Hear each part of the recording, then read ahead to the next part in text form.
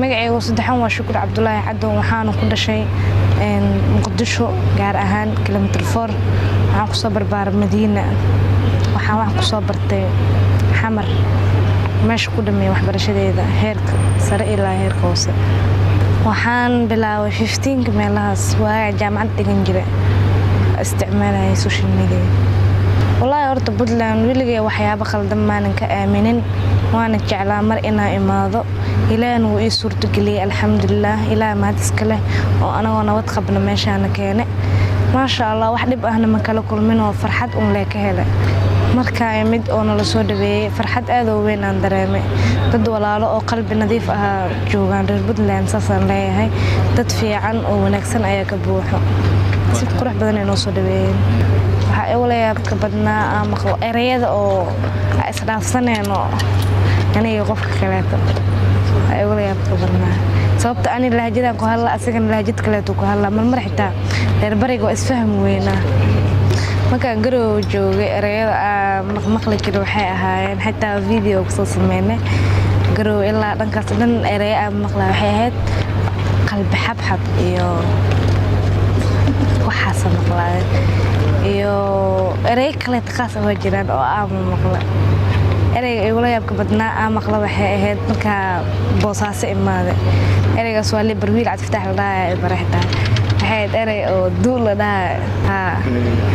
du alla fiiriya la wada umaleena eraygaas ay taali bare du alla eray bari badan waa li bare laakiin ma xasuusto ma qaban kari isla marka wax qofka ma xifdin karo ma aha markaas ma wax caqabad ah meegaga imaan social media marka bilaaway dhanka family kale wax yar caqabad ka jiray laakiin hadda caadi waa alxamdulillah horta arinkaas mar badan waa leedahay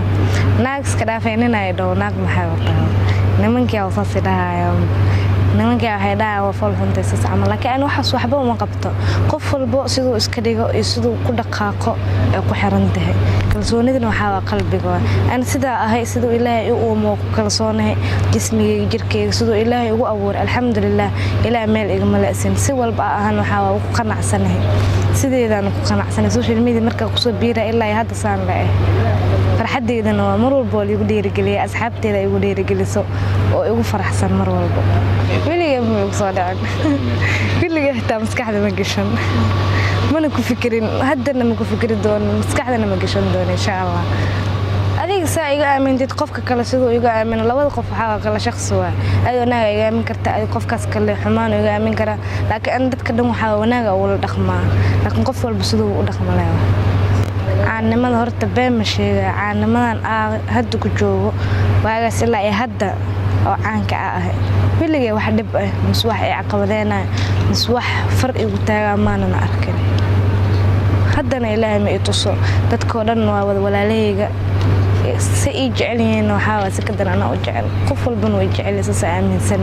sababtoo xumaan ani qof uma geesto ana xumaan in lii geesto ma jecel si xumaan qof kale u geesana marka aniga waxa dadkoo dhan waa wada jecel waxa la reer Puntland inta idinka salaama